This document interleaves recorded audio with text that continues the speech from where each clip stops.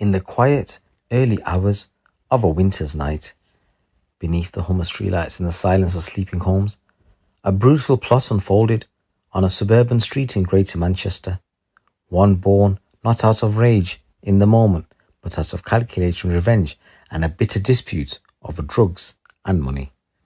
And now 5 men are behind bars for their roles in what police have described as a deliberate and sadistic attack, one that saw a man snatched off the pavement and subjected to a harrowing ordeal of violence, humiliation and fear.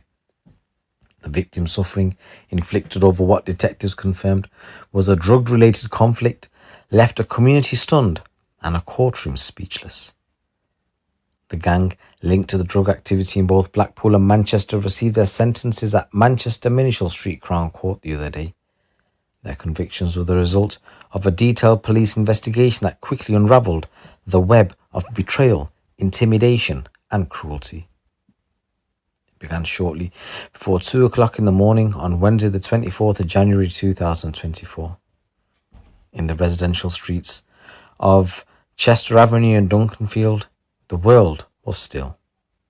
Most residents were in bed, the air was cold, no one could have predicted what was about to happen. The victim, a man in his 30s, had been lured to the area by someone he believed he could trust.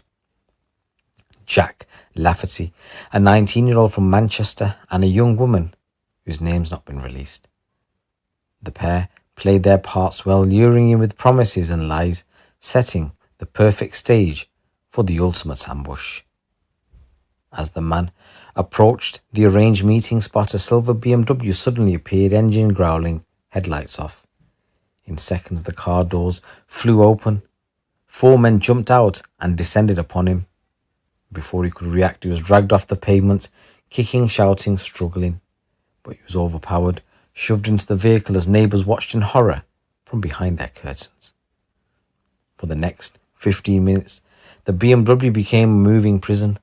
The man jammed in the back seat was held down forcibly so no one passing could see him. But what happened inside that car was not just about hiding, it was about punishing. Each of the attackers took turns. They punched him, kicked him, beat him with fists and rings modified into makeshift weapons. Rings with sharpened edges, designed not to intimidate but to injure, to lacerate and draw blood. His face was pummeled until it began to swell grotesquely. His mouth was split open, his eyes bruised and nearly swollen shut. Blood splattered inside the car. He begged for the beating to stop, but the men, fueled by anger, perhaps by drugs even, and certainly by vengeance, showed no mercy. They berated him about drugs, about money, accusing him of betrayal and disrespect. This wasn't random. This was a message that they wanted him and others to understand the cost of crossing them. Eventually, the car arrived at a property in South Manchester, where the victim was pulled inside, and there the violence intensified. He was thrown to the floor and surrounded. One of the men pressed a knife to his face, the cold blade resting against his cheek. The threat unmistakable, they could kill him right there, right then, and no one would even know.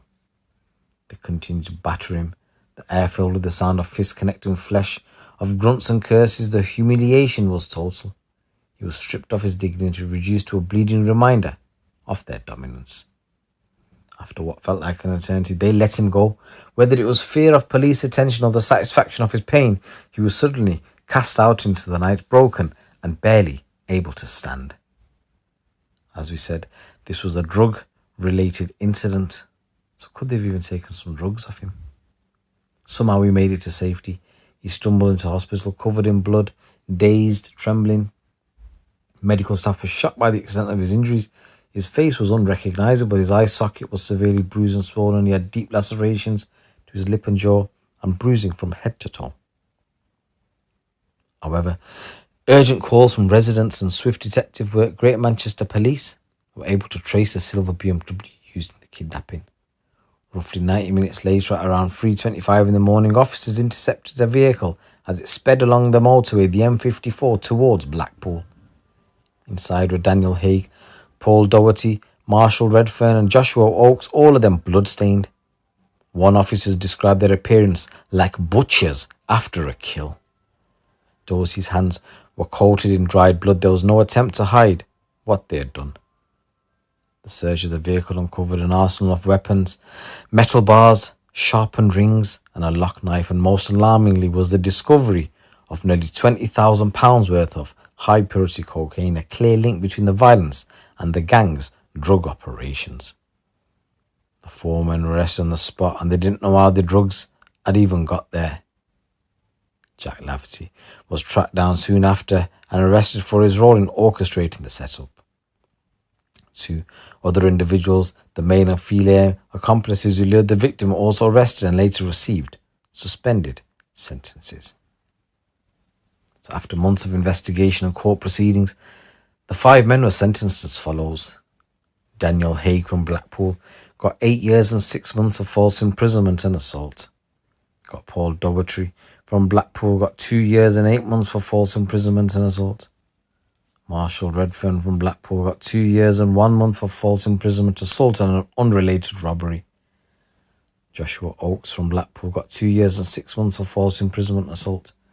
And Jack Lafferty got 2 years and 6 months for conspiracy to kidnap and assault. In a powerful public statement, Detective Chief Inspector Christopher Dean of Greater Manchester Police's Tameside District said, "To lure a man out, force him into a car and beat him within an inch of his life is utterly vile. These weren't crimes of passion. This was a cold, calculated brutality, punishment for a drug dispute carried out with weapons, coordination and cruelty. These men thought they could operate above the law. They thought fear and violence could protect them. Today, they learned otherwise. And our message to anyone involved in drug-fueled violence is simple. We are watching you, we are investigating, and we will find you." So this attack has left permanent scars, not only on the victim, whose physical wounds may heal slower than the psychological ones, but also on the communities around South Manchester, where the fear still lingers like a shadow. Residents who witnessed the abduction speak of sleepless nights, of doors locked a little tighter and children kept inside after dark. Beneath the fear, there's also a renewed sense of vigilance, a reminder that the war against drug-fueled violence is not just fought in silence, it is fought through courage, community and accountability. In the end, the gang's plan to send a message through pain and intimidation backfired spectacularly. Instead of asserting dominance, they ignited the full weight of the law. The arrogance was met with swift action. Their cruelty was matched only by the resolve of investigators, and their belief in being untouchable was shattered the moment they were hauled from the BMW and blood-stained clothes, caught with weapons and drugs, and thrown into a legal system that had no sympathy for what they'd done. They thought violence would keep them in control. Now they sit behind bars, stripped of power, stripped of freedom, stripped of fear they once commanded. What they tried to take with fists and knives has instead cost them years in their lives, and for communities they once terrorized, their fall is more than punishment. Let it be known, those trading fear, those who traffic in drugs and pain will be found, and they will be stopped.